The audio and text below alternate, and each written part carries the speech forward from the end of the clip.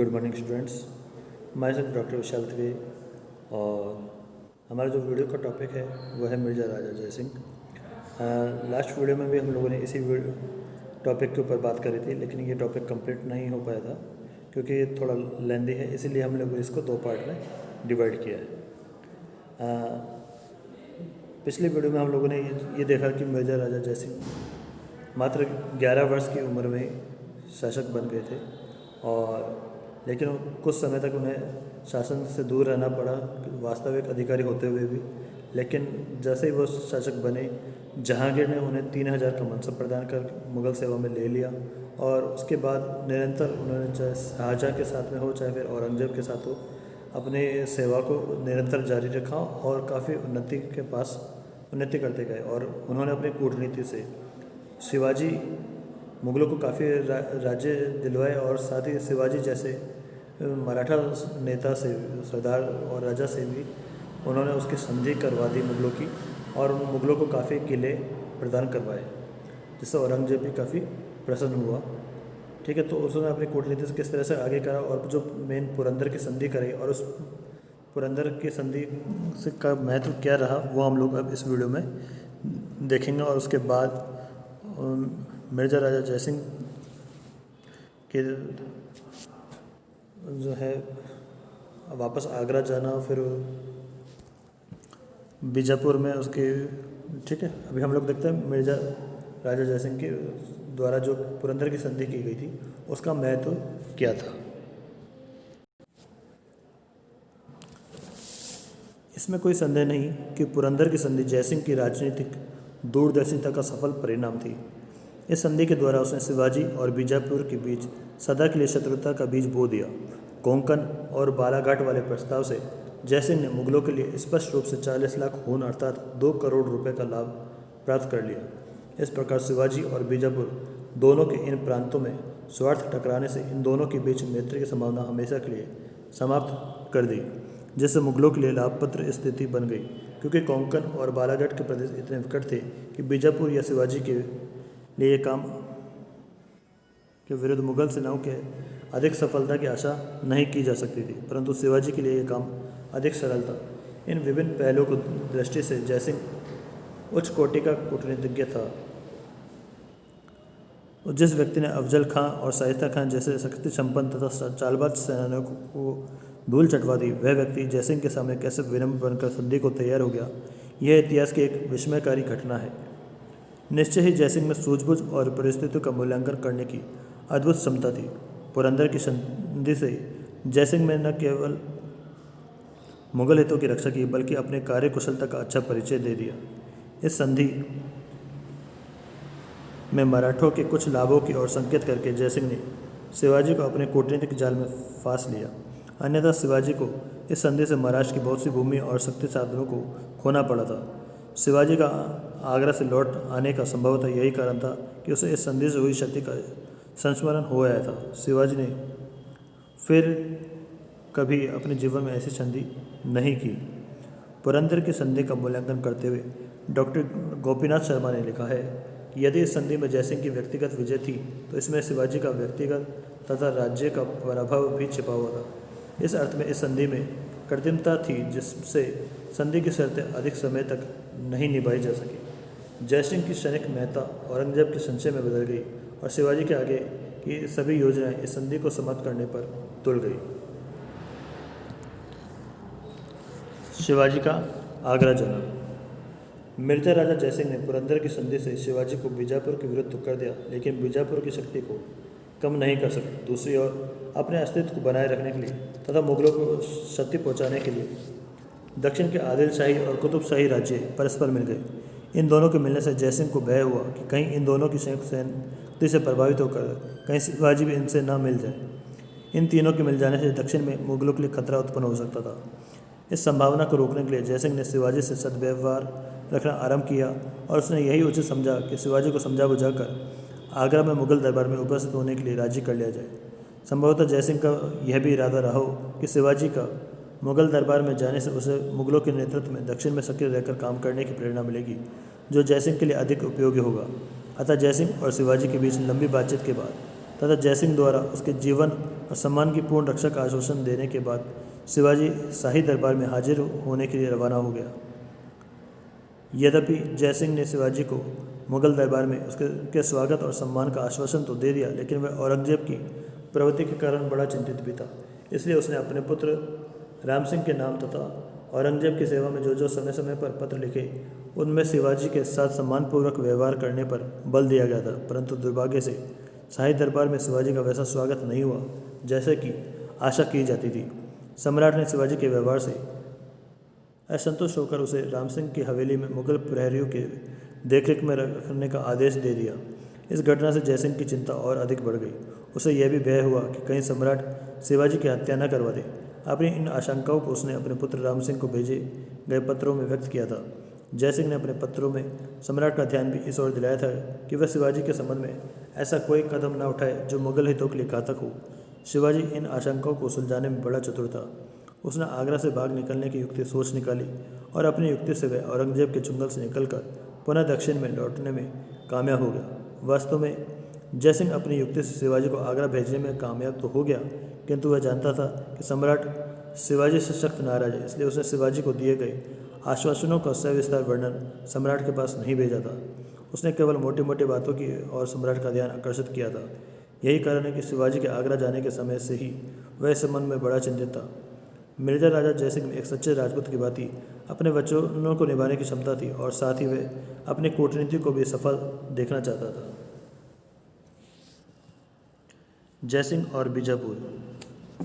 औरंगजेब ने जयसिंह को दक्षिण की सूबेदारी इसी आशा से दी थी कि वह दक्षिण की मुख्य दो समस्याओं को सुलझाने का प्रयत्न करेगा। इनमें से एक तो शिवाजी के समय से को वह सुलझा चुका था, जिससे शिवाजी मुगलों की अधीनता स्वीकार कर चुका था। दूसरी समस्या बीजापुर की थी, अतः जयसिंह ने बीजापुर को दबाने की तैयारी आरंभ कर दी थी। यद्यपि जयसिंह द्वारा शिवाजी के विरुद्ध किए गए सैनिक अभियान के समय बीजापुर के सुल्तान ने खवास खां के नेतृत्व में मुगलों की सहायता के लिए एक सेना भेजी थी, परंतु जयसिंह के अनुसार न तो यह सेना विश्वासपात्र थी और न मन लगाकर मुगलों की मदद कर रही थी। स्वयं आदिल शाह ने गोलकुंडा के सुल्तान को शिवाजी की सहायता करने हेतु उकसाया था। जयसिंह के पत्रों से जो उसने सम्राट को लिखे थे, स्पष्ट होता है कि वह बीजापुर की विजय को संपूर्ण दक्षिण की विजय का प्रारंभिक कदम मानता था। इसके अतिरिक्त जयसिंह दक्षिण में मुगल सेना को निष्क्रिय रखने के बजाय उसे बीजापुर के विरुद्ध लगाए रखना उपयोगी मानता था।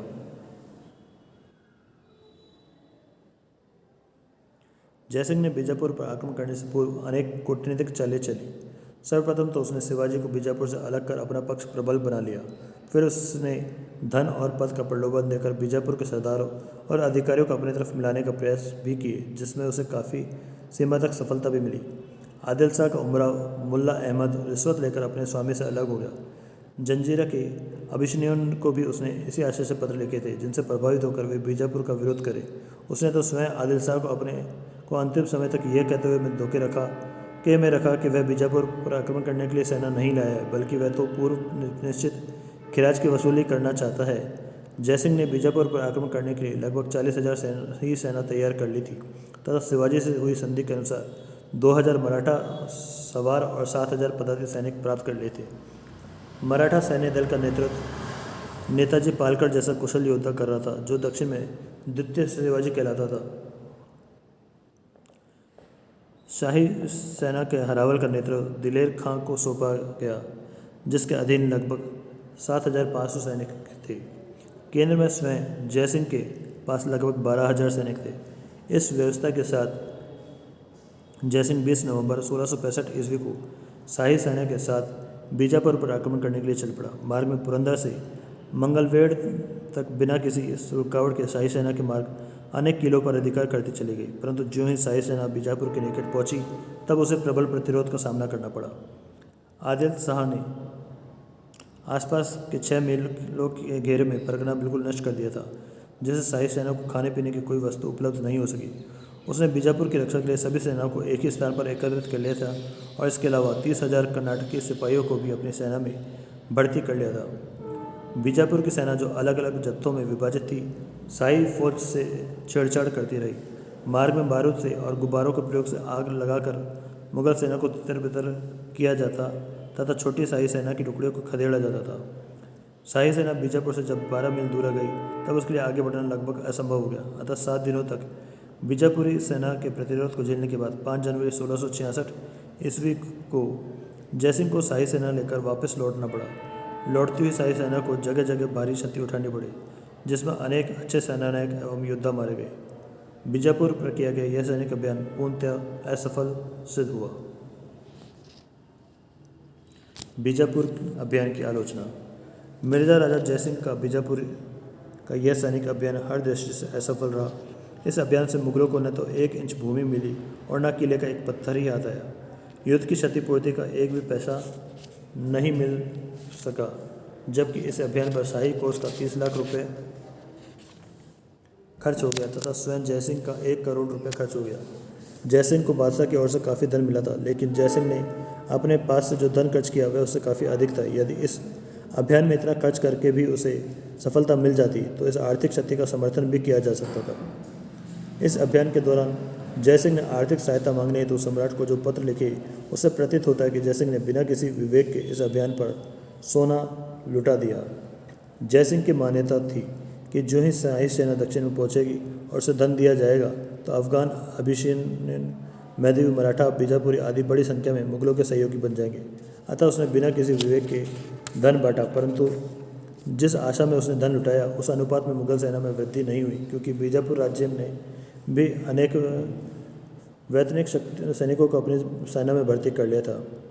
इसके अतिरिक्त जिन सैनिकों ने धन के लालच में मुगलों का साथ दिया था, धन प्राप्ति के बाद भी वे बदल गए और लौटती हुई शाही सेना को उनसे भी मुकाबला करना पड़ा। इसके अतिरिक्त जयसिंह ने जिन्हें पद और जागीर देने का वचन दिया, उसकी स्वीकृति भी सम्राट ने पूर्ण रूप से नहीं दी, जिससे बीजापुरी सरदार पुनः अपने स्वामी के साथ हो गए। शत्रु पक्ष के अधिकारियों को जागीर देकर खरीदने की नीति का भी समर्थन नहीं किया जा सकता। एक विश्वासघाती अधिकारी जो अपने पुराने स्वामी को धोखा दे सकता था, वह अपने नए स्वामी को धोखा नहीं देगा, ऐसा सोचना कहाँ तक युक्ति संगत था। जयसिंह ने बिना किसी विवेक के ऐसे सैकड़ों धोखेबाजों को इकट्ठा करके अपना ही अहित किया। वास्तव में जयसिंह ने इस अभियान की व्यवस्था बहुत जल्दी में की थी तथा इस अभियान को आयोजित करने में उसे कुछ और साधनों को भी जुटाना चाहिए था। संभवतः उसे शिवाजी के विरुद्ध जो सफलता मिली थी, उससे उसमें उत्साह की मात्रा सीमा लग गई थी और वह वस्तु स्थिति का सही मूल्यांकन नहीं कर सका। इसी प्रकार जब उसे अपनी असफलता के चिन्ह दिखाई देने लगे तो उसे मालूम हुआ कि सम्राट उससे असंतुष्ट होने लगा है। तब वह अपनी प्रतिष्ठा को बनाए रखने के लिए एक भूल के बाद दूसरी भूलें करता चला गया। जब उसे मालूम हो गया कि परिस्थितियाँ उसके अनुकूल नहीं हैं, तब उसे थोड़ा रुक जाना चाहिए था। तत्पश्चात परिस्थितियाँ अनुकूल होने पर ही उसे आगे की कार्यवाही को अंजाम देना चाहिए था। यह भी एक निर्विवाद तथ्य है कि जिस उत्साह से वह बीजापुर पर आक्रमण की तैयारी कर रहा था, उसी उत्साह से उसे केंद्र से सहायता नहीं मिल रही थी।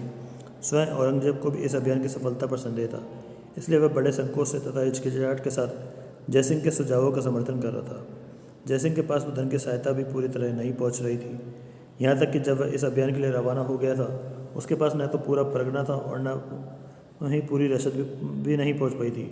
उसकी इस निर्भय स्थिति के विपरीत बीजापुर की स्थिति पूरी तरह संतोषजनक थी। आदिल शाह ने अपनी संपूर्ण सैनिक शक्ति को एकत्रित कर शाही सैनिक शक्ति को कुंठित कर दिया था। ऐसी स्थिति में जयसिंह की असफलता तो अवश्यंभावी थी।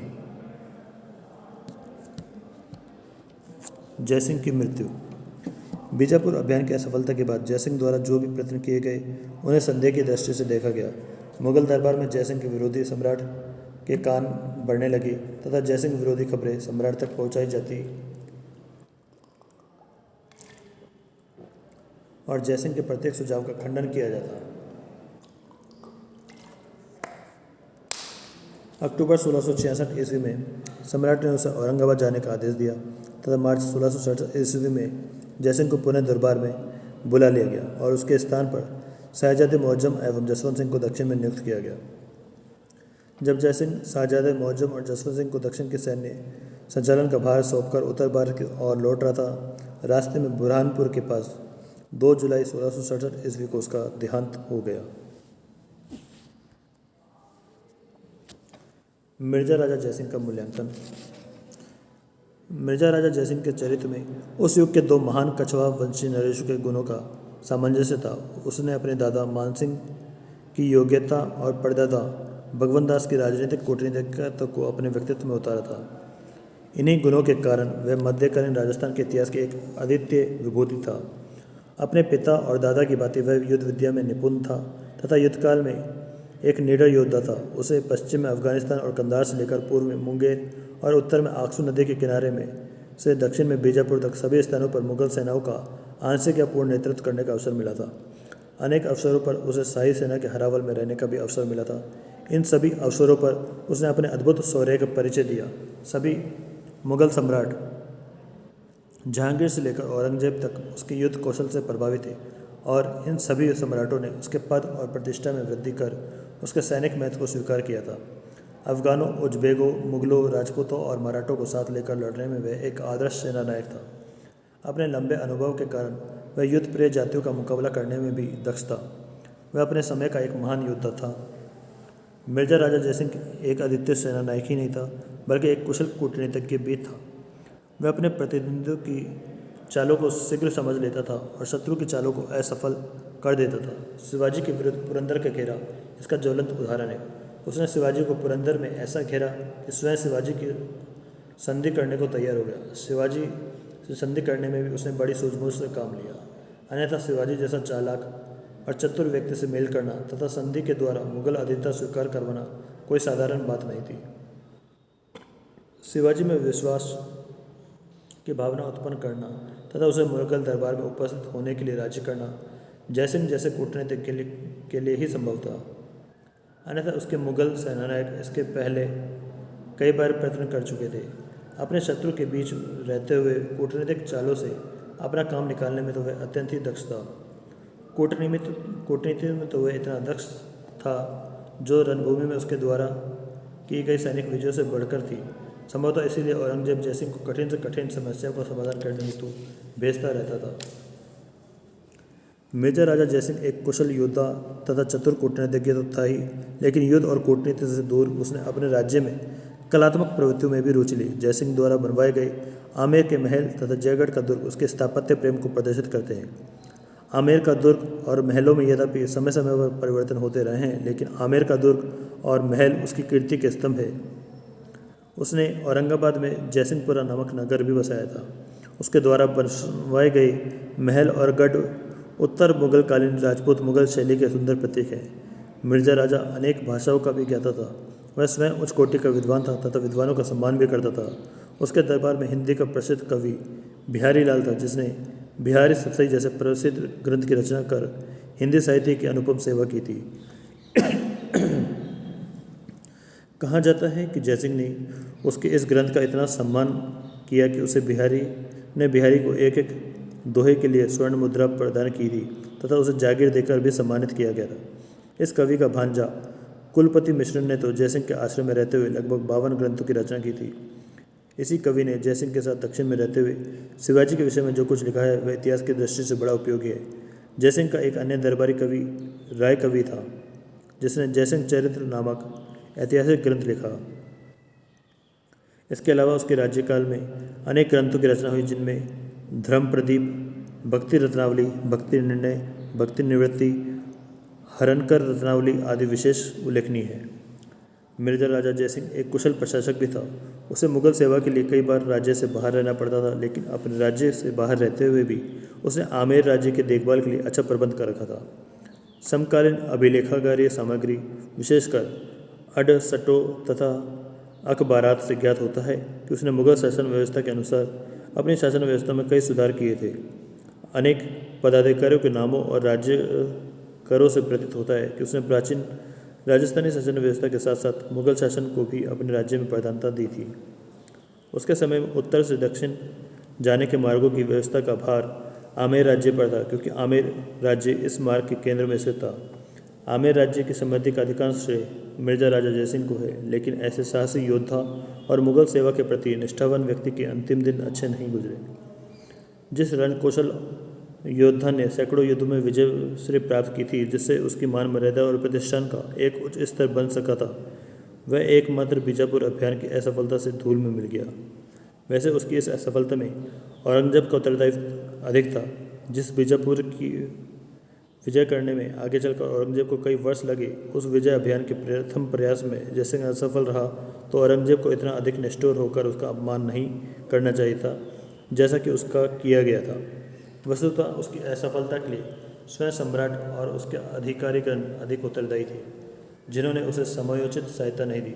उसकी तो उदारता थी कि मिर्जा राजा ने 30 लाख रुपए की सहायता की तुलना में अपना 1 करोड़ रुपया मुगलों की प्रतिष्ठा को बनाए रखने के लिए खर्च कर दिया।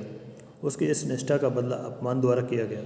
अतः मिर्जा राजा जैसा स्वाभिमानी व्यक्ति ऐसे अपमान को कैसे सहन कर सकता था। इस मानहानि का बदला उसने अपने प्राणों का उत्सर्ग करके दिया। संभव है कि बीजापुर अभियान में उसने जल्दी की हो अथवा कुछ भूलें भी की हों, और यह भी संभव है कि इस अभियान के समय में उसकी महत्वाकांक्षाएं तथा उसका आत्मविश्वास सीमा को लांघने का प्रयत्न किया हो। लेकिन यह सच है कि इस समूचे अभियान में उसकी सद्भावनाएं निहित थी और उसका लक्ष्य मुगल हितों की रक्षा करना था। यदि ऐसे अवसर पर उसने अपने आत्मसम्मान को महत्व दिया था तो एक मुगल अधिकारी के रूप में सर्वथा उचित था। कहा जाता है कि उसकी मृत्यु उसके ही कृपापात्र उदयराज या कुंवर कीर्ति सिंह के षड्यंत्रों से हुई थी। यदि ऐसा हुआ था तो हमें यह निसंकोच कहना पड़ता है कि औरंगजेब से भी अधिक निष्ठुर विधाता था। जयद्रथनाथ सरकार ने ठीक ही लिखा है कि जयसिंह की मृत्यु एलिजाबाद के दरबार के सदस्य वाल सिंघम की भांति हुई, जिसने अपने प्राणों का बलिदान ऐसे स्वामी के लिए किया जो काम लेने में कठोर और काम के मूल्यांकन में कृतज्ञ था।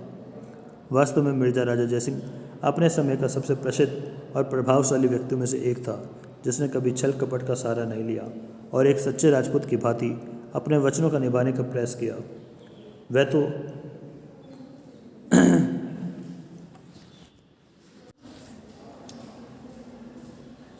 हम यही कह